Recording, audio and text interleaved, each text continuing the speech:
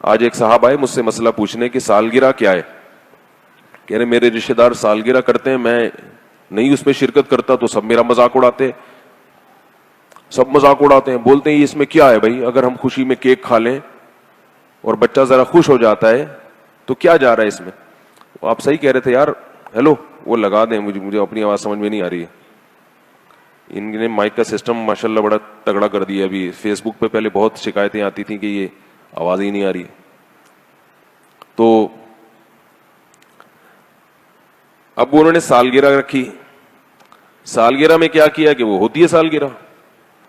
تو وہ مجھ سے پوچھ رہے تھے, بس ایک کان میں کافی ہے میرا خیال ہے, ورنہ ان کی بھی نہیں آئے گی نا. ہاں یہ والا صحیح ہے. تو سالگرہ میں کیا ہوا کہ ہاں بس جزاک اللہ.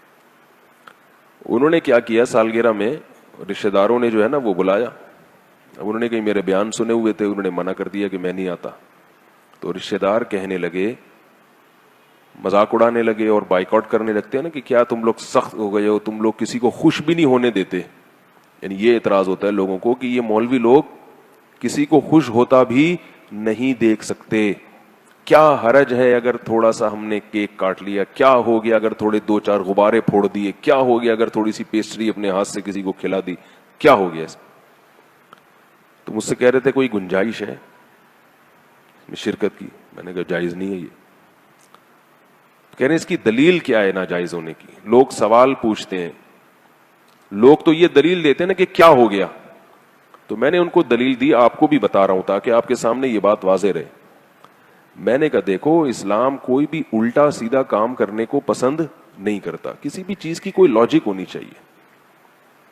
یہ جو سال گزرنے کے بعد آپ کیک کاٹتے ہیں تو بچہ تو جتنی زندگی لے کر آیا تھا, موت کے 1 سال مزید قریب ہو گیا نا. کیا خیال ہے؟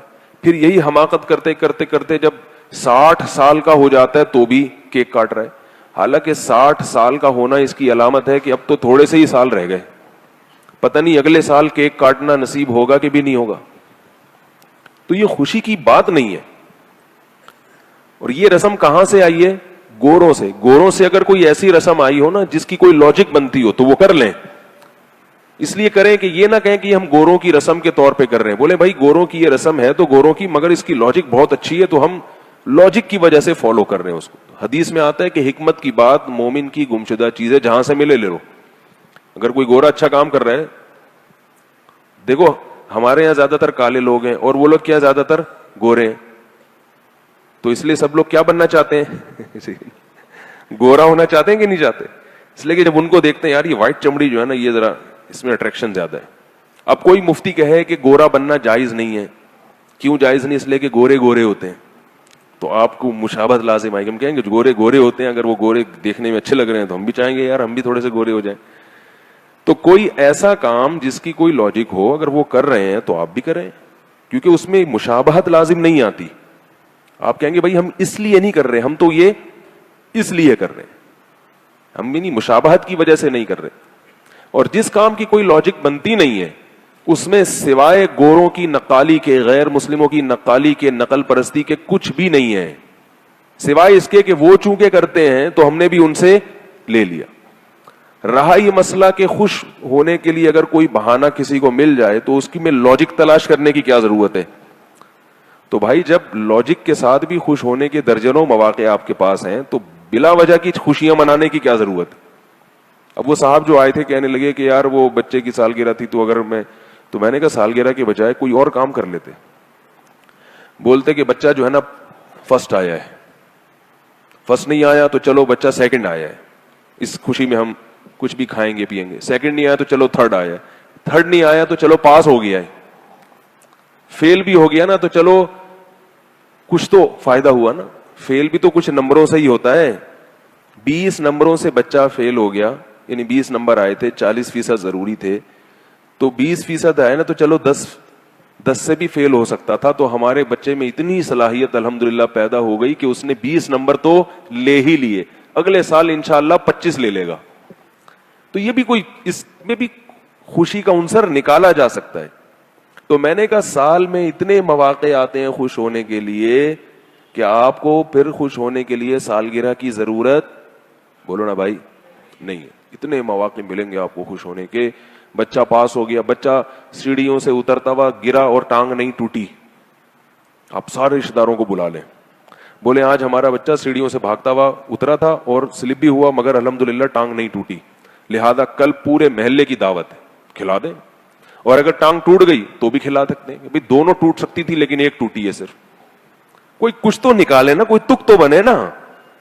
وہ جو الٹا کام کرتے چلے جا رہے ہیں, بس گوروں نے کر دیا تو ہم بھی, صرف شو مارنے کے لیے کہ ہم کیا ہیں, ہم بھی ذرا ماڈرن لوگ ہیں, ماڈرن, اپنے آپ کو ماڈرن ثابت کرنا, یہ چیزیں ہوتی ہیں.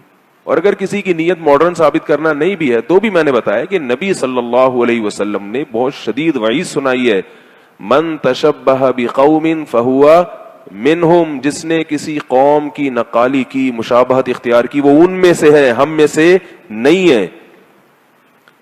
ہمارا ایک تشخص ہے مسلمانوں کا, ہمیں تو چاہیے کہ ہم ان کو اپنا کلچر دکھائیں کہ بھئی اس کو فالو کرو, ہمارا والا تم سے اچھا ہے. ہم سالگرہ نہیں مناتے, ہم بچے کی پیدائش پہ گوشت کھاتے ہیں اور گوشت کھلاتے ہیں, عقیقہ کرتے ہیں. گورے کبھی کرتے ہیں یہ کام؟ ہم گوروں سے سالگرہ لے رہے ہیں مگر گورے ہم سے عقیقہ نہیں لے رہے. وہ کہتے ہیں یہ کون ہوتے ہیں جن سے ہم سیکھیں, حالانکہ ہمارے عقیقے کی لاجک ہے. بچے کی پیدائش ہوئی ہے, کتنی بڑی خوشی ہے کہ نہیں ہے, بیٹا پیدا ہو گیا تو اور ڈبل خوشی ہوتی ہے. تو شریعت نے کیا کہا, 2 بکرے کاٹو, خود بھی کھاؤ پبلک کو بھی کھلاؤ. کیک سے کیا ہوتا ہے سوائے گیس ٹربل کے, اور کیک کی طرح پھول جاؤ گے.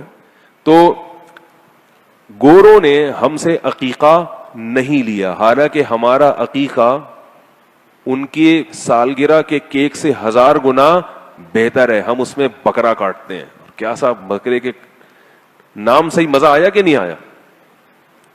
تازہ جو بکرا ہوتا ہے نا, اس کا گوشت کیسا مزے کا ہوتا ہے, اسے پکا کے کھائیں آپ اپنے خرچے پہ, بڑا مزہ آئے گا اس میں.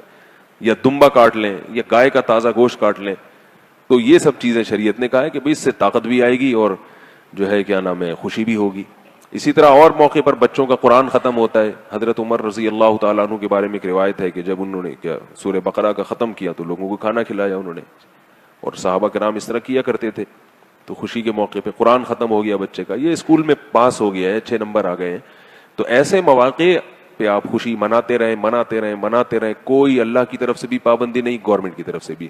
اور یہ چیزیں کریں گے تو شاید گورے بھی ہمیں فالو کرنا شروع کر دیں.